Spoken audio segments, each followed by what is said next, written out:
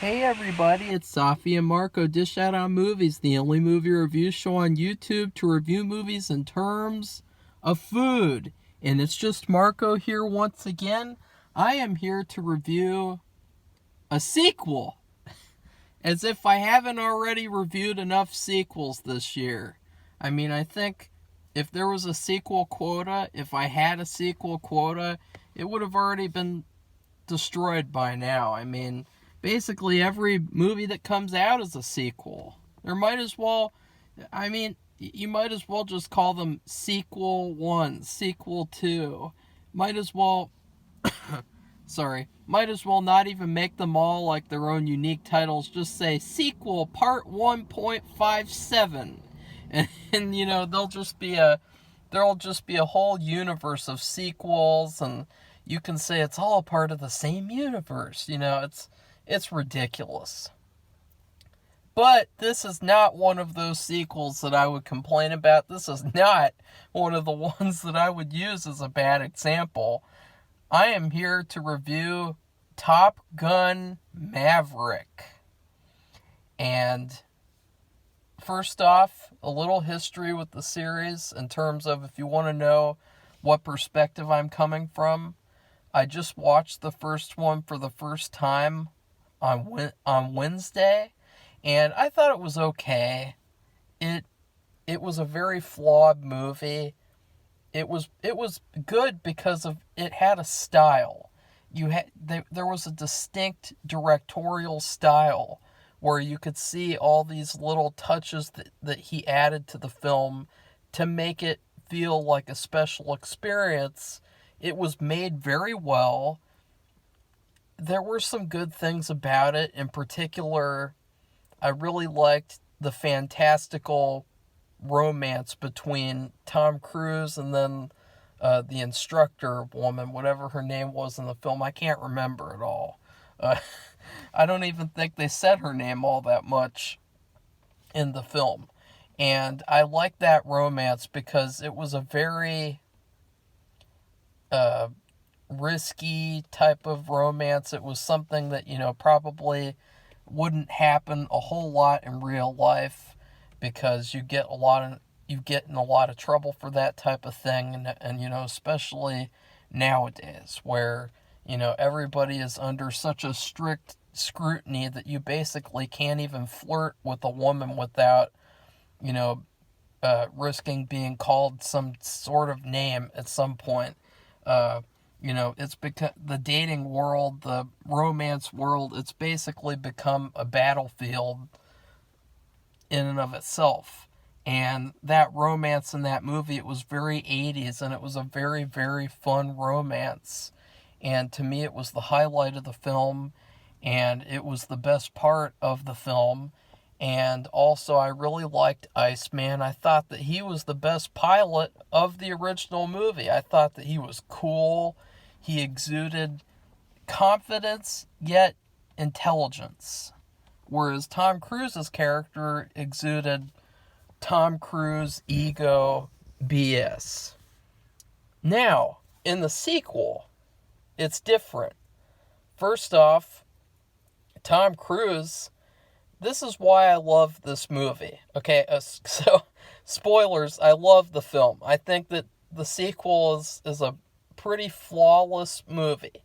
It's near flawless. It is so good. It's such a fantastic film. And guess what? I was right. So suck on that. I get to say I was right because back when this movie was supposed to come out, I did a trailer review and I said this is the only franchise to remain politics-free, agenda-free. It's the only franchise where it'll probably have a great sequel where it respects the franchise, respects the characters, respects the legacy, and tells a good story. That is the most important part of any film, regardless of any factors that don't have to do with story, like agendas, music, all that type of stuff. That's all. At the core of any movie, you have a story. And to me, this story was very, very, very good. And one of the things that I loved about this movie was they improved on almost every aspect of the original film. They basically remade the first film, but did it better. Like, they didn't remake it, but they took a lot of elements from the first film that didn't work. They took elements from the first film that were fragmented. You know, the biggest problem I had with the first movie was how incomplete it was.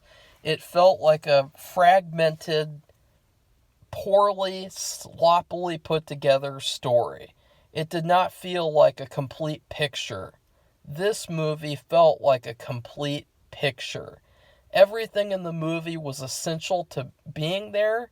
You know, it had a nice runtime, a 2-hour runtime. Everything was essential to the movie for it to, for the story to be completely told correctly. It was it was really, really good. I had to pause after watching the film, finishing it. I just had to sit there and sort of think about, like, like a good movie, you know, the sigh of relief that I had a little sigh of relief when I watched Chippendale. You know, it was a very fun, satisfying experience. It was a very good movie. Another good movie this year. And Texas Chainsaw Massacre started off pretty wonky, but then you felt the sigh of relief because you felt, okay, this movie, it tricked you. It was a bait and switch. It was a trick.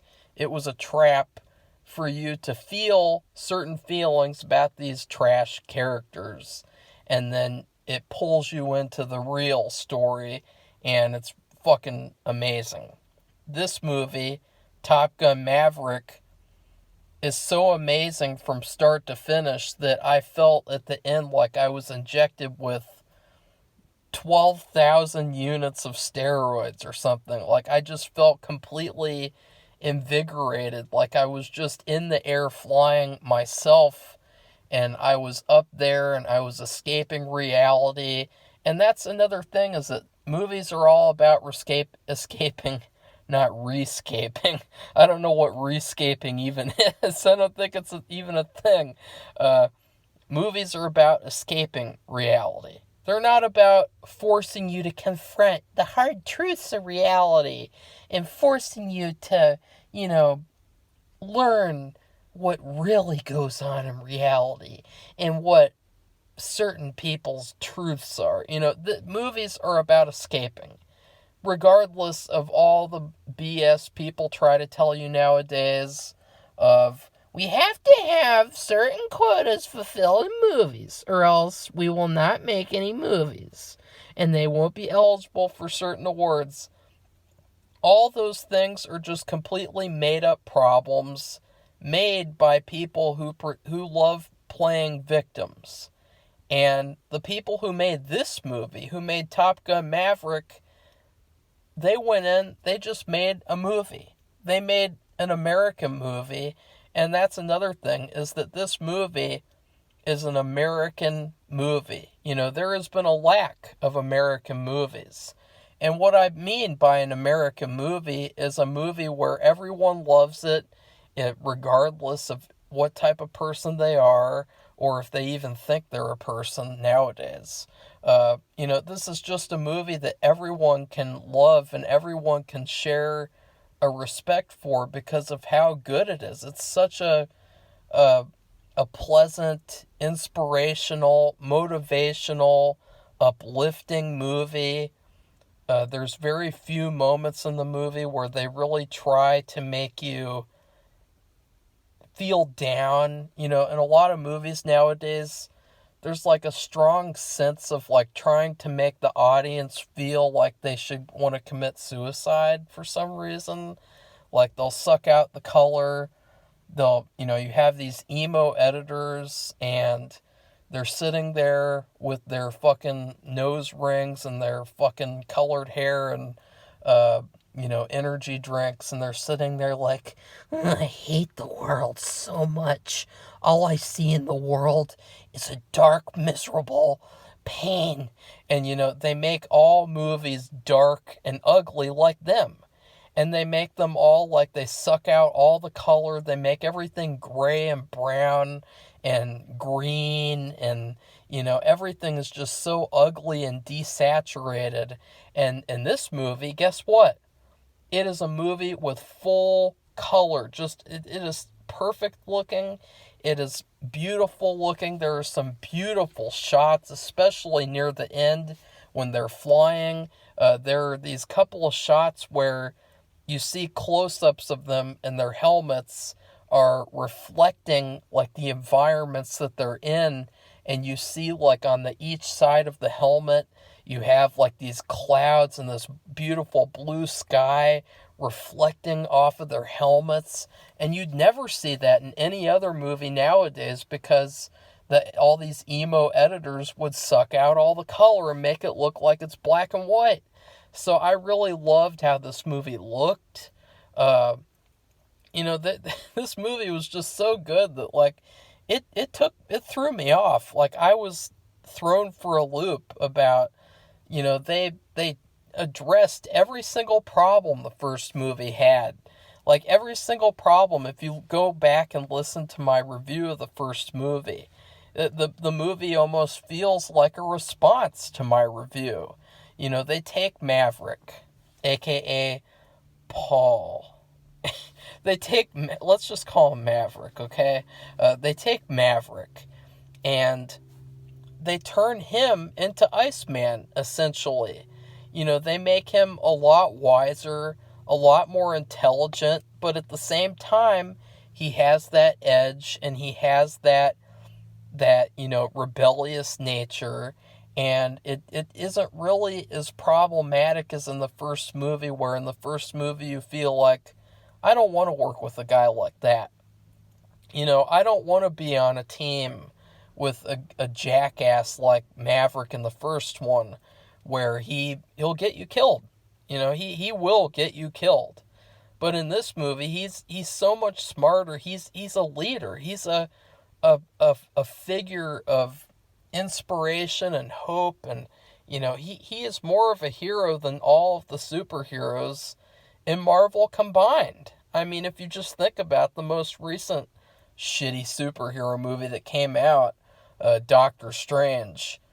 In that film, he's not a figure of hope or anything. He's just a figure of trash. And the whole movie, he's just sitting around whining and crying about Rachel McAdams getting cucked and marrying someone else. And it's like, what is this? Like, who is this? Like, this is not someone I look up to. I don't look up to Doctor Strange. I don't look up to people like Doctor Strange, who are weak and effeminate and, just unable to take charge and lead. Because that's what Maverick does in this movie. He leads. He gives such great advice to these young pilots. He teaches them. He trains them. He puts them through the hard lessons, the hard moments where, they probably hated him, to make them better pilots. And he's a great hero. He's a heroic figure. He's no longer the character in the first movie where he was basically a huge liability and a huge I would never want to be on a team with that character in the first movie. But this character, I would want him to be on my team for sure. Like, he is a fantastic character in this movie, and I just love what they did with this character. They fixed him. I mean, I can't believe it. They fixed his character. It was so unbelievable to see. And I think it's because of Tom Cruise. I think it's because of the actor and not really the writer and the director. Or who knows if Tom helped write it or what. Because that's another thing that I wanted to talk about, is that I think that this movie, a lot of the reason that it's good is because of Tom Cruise. Even just taking a little glance, as I like to do. I love to look at the IMDb trivia for movies and shows after I watch them, and just seeing the little touches that Tom Cruise added. Like there cannot be CGI shots of planes flying, things like that. He adds like a personal touch that from the old Hollywood that I feel that the other people who made this movie, they wouldn't have been able to add if Tom Cruise wasn't alive anymore. Like if they made a Top Gun 5 without Tom Cruise, it wouldn't feel as good as this did, because I think that Tom Cruise himself, he added a lot of the great elements of this movie.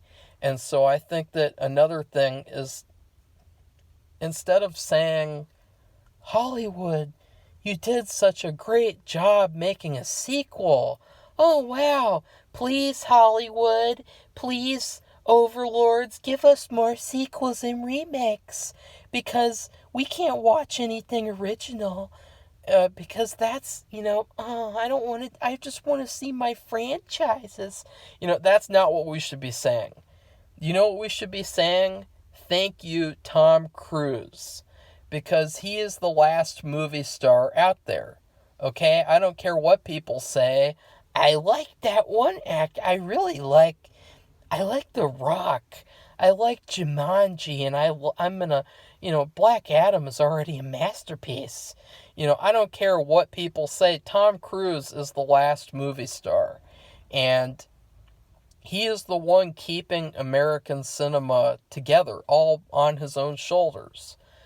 He is a star even now. Like, even in this film, this film just confirms to me, any film that Tom Cruise makes, I'll probably watch. Because he's just so much better than every... there's a quality to him that is very universally, just a quality that anybody can like. Even when he plays a bad character, like even in the first movie, he had moments where you could see that Tom Cruise quality. And so I think that the message that comes from this movie should not be, please Hollywood, we want more franchise bullshit. We want more of my franchises and my comic book movies. No. Just say thank you, Tom Cruise. And just that's the message that you should take from this film. And so let's get into the film more. The music was fantastic. That was another worry, because in the original, there was basically like 2 good songs, and then the rest of them were okay, but they didn't really help the movie that much. They didn't really do a lot to lift the movie. The music in this movie helped the movie. There was some really good music, especially towards the end. And the music completely engaged me, pulled me in, and kept me in this story. And so I loved the music. I thought the music was great. But there was one bad song. There was one bad song. Now, you guys remember that sounded weird. I reviewed the first movie, and in the first one, there was a song that was like listening to old people have foreplay with each other before they have sex. And it was the song they played over and over and over and over and over and over and over again in that film. And I hated it so much that I was starting to want to take a hammer and toss it at the screen, because I hated it. It pissed me off so much that I did like a 10-minute rant in the first one's review. And in this film, there's a song at the very, very end, and it is how should I describe it? Being nice, because it doesn't really bring down the movie that much for me, because just one little song in a 2-hour movie that I don't like that's not going to make a difference for me. I want to watch this movie again right now. Like, I just want to watch that movie again and again today. Like, right now, I want to watch it 2 more times at least, because that's how much I loved it. But that one song at the very end, oh wow. It, you know, it,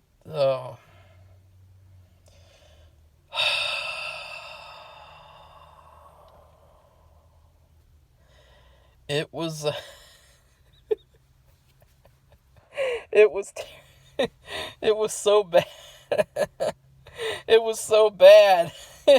It completely stuck out from the rest of the film, where you had this great music that, even they played the song The Highway to the Danger Zone, and I apologize sincerely for calling it Welcome to the Danger Zone. I think I was getting it mixed up with the title mixed up with Welcome to the Jungle. So I called it Welcome to the Danger Zone. And it is Highway to the Danger Zone, and I apologize for that. They played that at the beginning of this movie. So much great music in the movie really, really stood out and helped the movie. I mean, the music was so good. But at the end of this movie, there was a song, and you could tell it was just made. Like, it felt like it was made yesterday. It reminded me of Spiral, the shitty Saw movie that came out last year, where you could tell which music was connected to the older films and then which music they made for the film. And then at the end of Spiral, they had this shitty rap song come on, and it was like, spow, spow, spow, spow, spow, spow, spow, spow, spow. Well, in this movie, you have this, like, okay, I'm not gonna I'm not gonna do a shitty impression of this song, because I'll just completely sound like someone special. Which I probably already sound like sometimes without even doing that. But it sounded like a song that you'd hear in a hair salon, like a girly hair salon. It sounded like a song that you'd play at like a high school reunion slideshow. In the background of you have like these two people who now look like they're a couple of like old boomers, like when they used to look like cool people, and you have like pictures of them, and you have this song playing, and like this sort of like weird, it was so weird. It was such a bad song, and it really stuck out at the end of the movie. Like, the ending was a good ending. It was a nice, sweet, happy ending.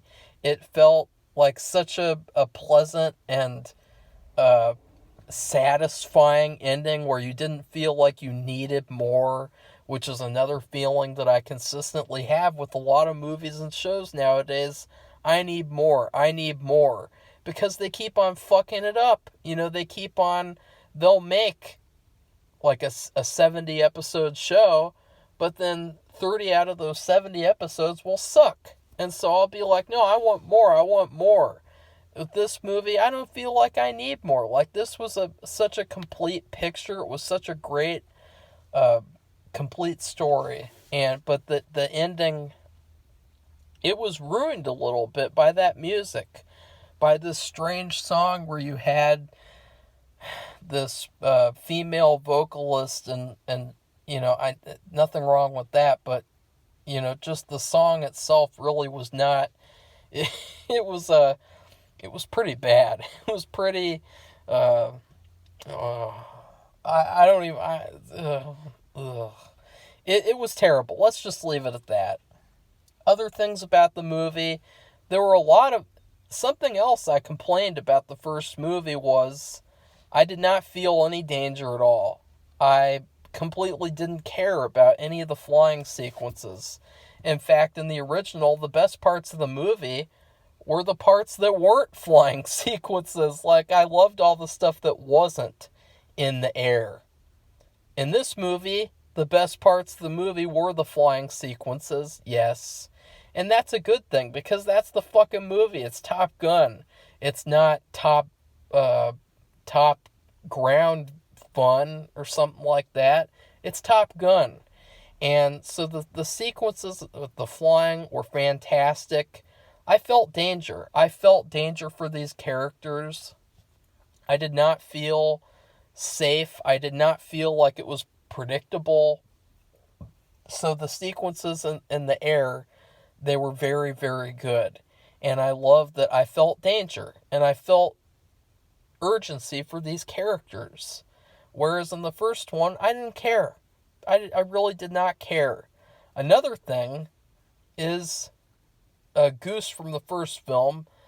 I couldn't care less about Goose dying. But this movie actually makes you care. This movie makes you care for that death in the first movie. It makes you care for that character from the first movie. It makes you go back and say, hey, like, I care about that character now. Because they have his son, Rooster, played by Miles Teller. And Miles Teller, he's a good actor. He's a good, solid actor. And he's not the greatest actor, he's not Tom Cruise. And that's what I really liked about his character was they could have easily made some shitty type of character where it's clearly trying to have him be the next Tom Cruise. It's clearly having him be the character who Tom Cruise passes his torch off to. But instead, it really felt like this is the son of Goose, and he is a distinct character who is a part of this story. And he was a fantastic character. And I loved his character. He had a couple of problems that mirrored Tom Cruise's problems in the first movie.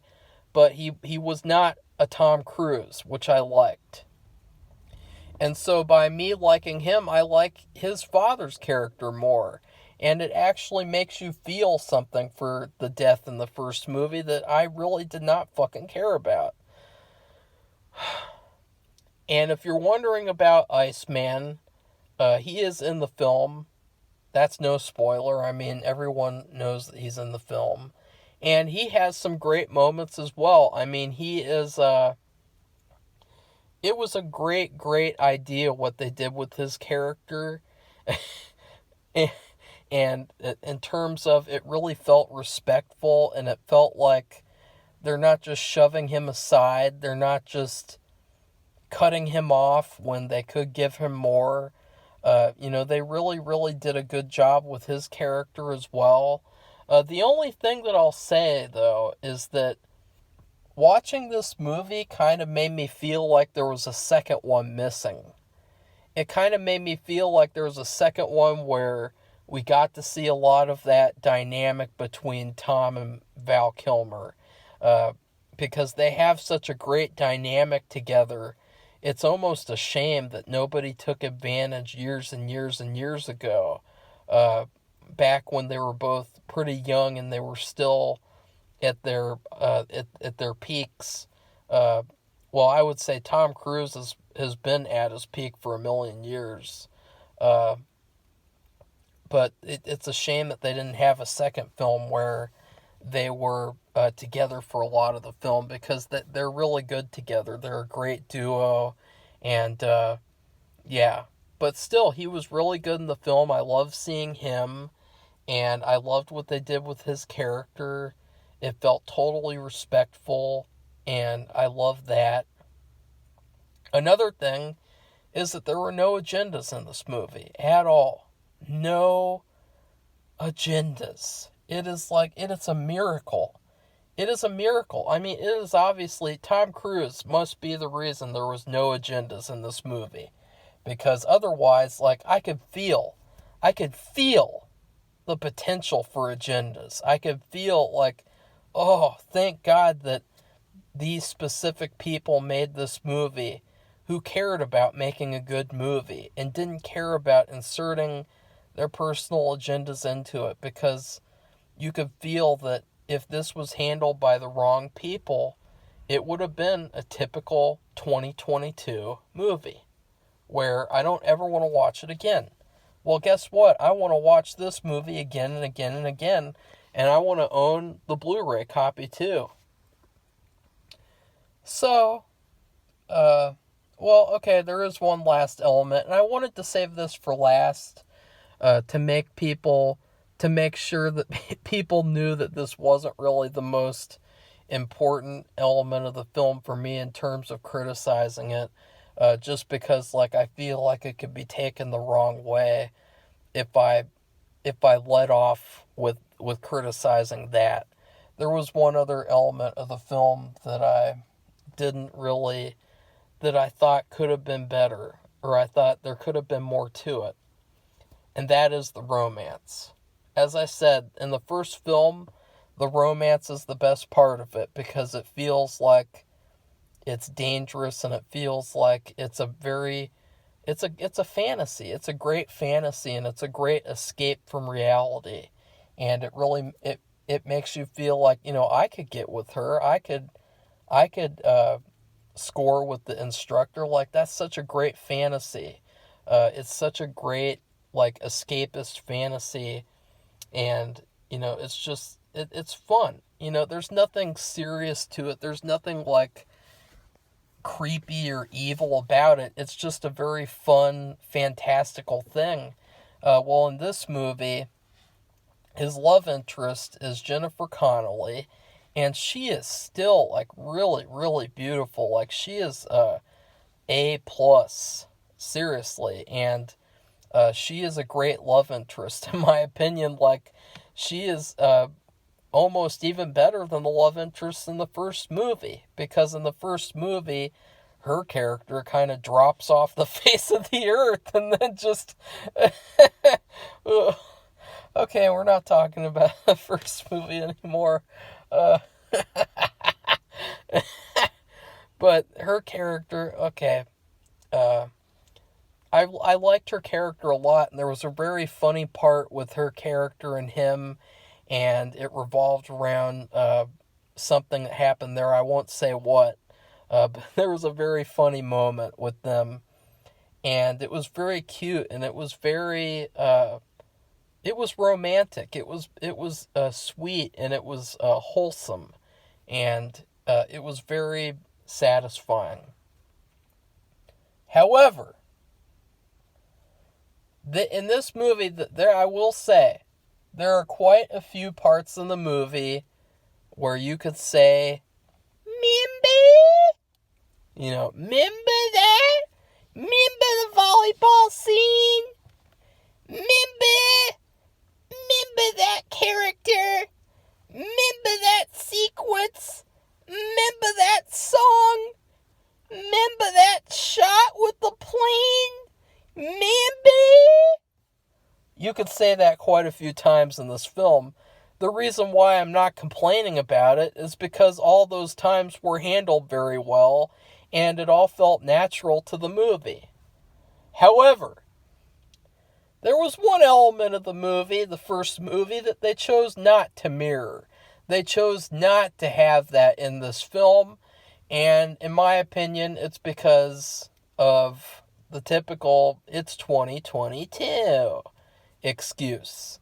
And that is the fact that there is no relationship or romance of any kind with Tom Cruise and one of his students. And I know that sounds weird to say, but that's what happened in the original movie. You had this female instructor, can't remember her name, and she gets with Tom Cruise, who is her student. And it's a very sweet romance. It's very good. And there's nothing like that in this entire movie. And all I could feel was that, oh, of course not. Because if they did, then they would get called out, and there'd be all this controversy and all these losers on Twitter complaining because they don't have anything else to do in their lives. But the thing is that it really stuck out to me like a vacant spot in the film. Like, there was no reason that they couldn't have had, at the beginning even, they could have had a mention of, like, talking about, like, oh, in the past, Remember that, like in the same way, this woman, Jennifer Connelly, it took me a long time for me to figure out who her character was. It took me a long time to connect the dots and to remember that in the first movie they made this reference to, quote unquote, the Admiral's daughter. And her introduction in this movie was pretty forced. It was pretty jarringly just kind of shoved in near the beginning, and it didn't feel as natural as it could have, especially since she's the romantic lead of the film.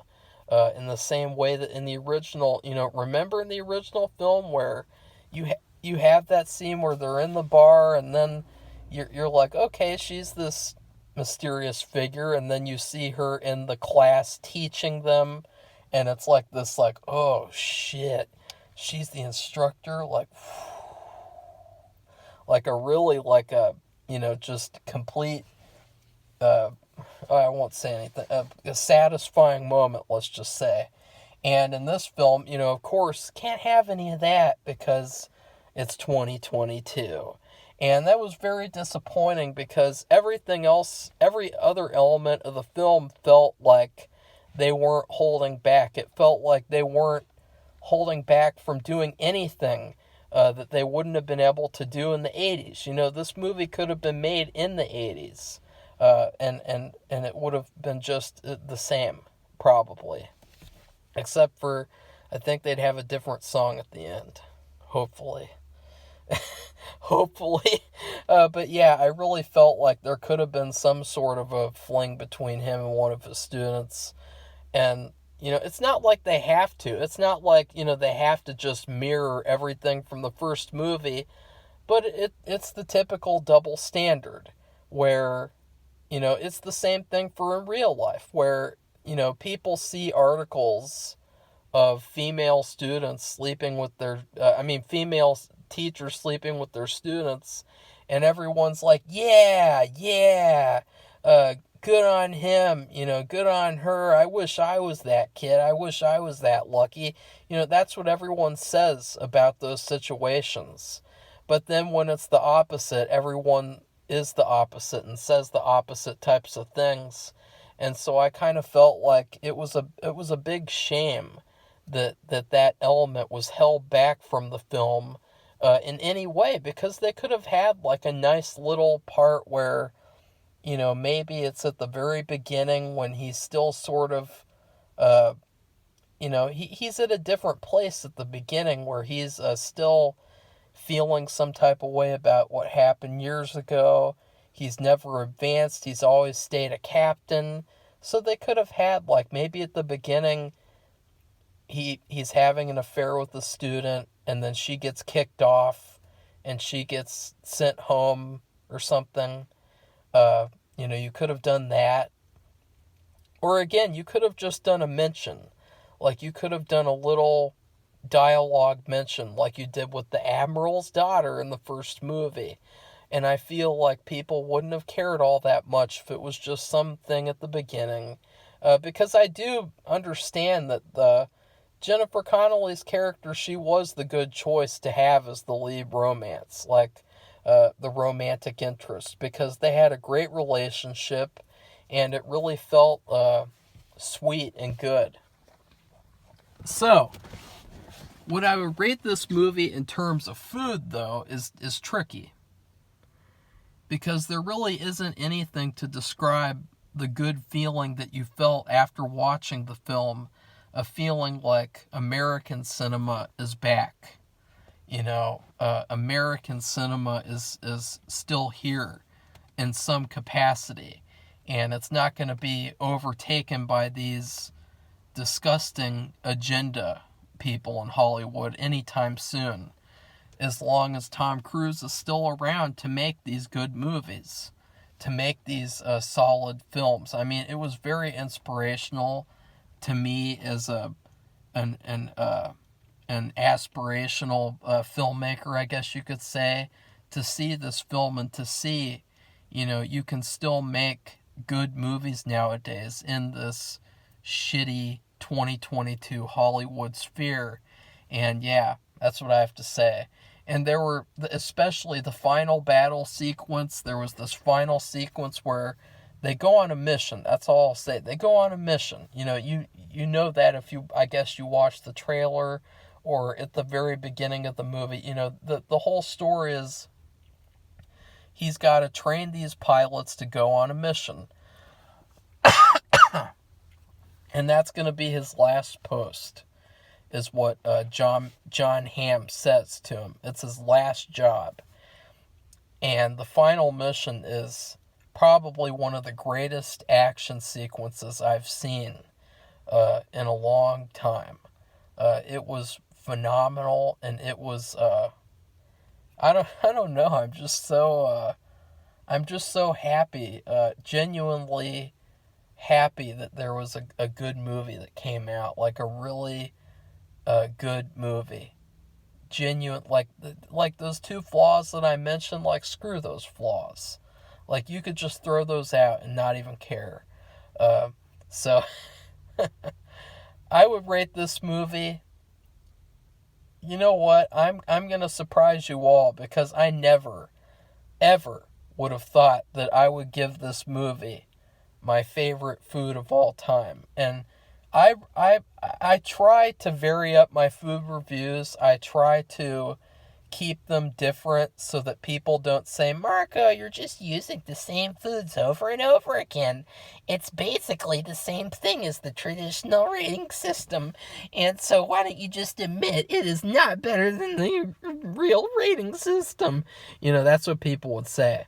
But so I really try to restrict my favorite food of all time, which is spaghetti. Homemade spaghetti. I do like a little bit of Italian sausage in there, a couple of spicy sausage chunks, and I do like Parmesan cheese and butter on top as well. And that's this movie. So that is a huge surprise. That is this movie. This movie is my favorite food of all time. Spaghetti with Italian sausage, Parmesan cheese, butter, perfection. And this movie really is, it is one to go see in theaters and support, to show your support for a movie that somehow it got made. And that's another thing too, is that at no time in the film, and I know I keep saying, and that's another thing that's amazing about this film.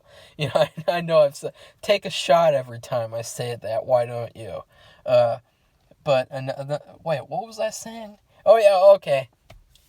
This movie felt like an underdog movie. Like it's not an underdog movie. Like, it was obvious that it would get made at some point, probably. It's a very popular, iconic film, the first one. So to make a sequel, that's pretty expected.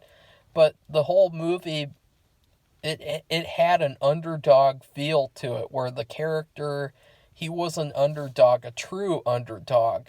And all of the other pilots were too. None of them were disrespectful to him. None of them were really out of line and, trash modern characters where you feel like, there's those stupid young characters and they're really annoying. You don't feel that at all. You feel like these are all great characters as well. So, a great underdog movie, in my opinion. So, yeah, go see it in theaters. Go support your theaters. Do not watch it at home do not watch it at home in any way, if you know what I mean. Because I couldn't imagine seeing this movie in any other way. Like, even when it comes out on home video, like, it's not going to be the same experience that I had in the theater watching the film. It was an otherworldly experience seeing this film. So, anyways, that was satisfying, I gotta say. I'm so glad that it was good and that it was better than the first one. I mean, it literally took all my criticisms from the first one and it completely, like, blew them away and surprised me. because it was like they listened to my review, even though that would be literally impossible. So, interesting.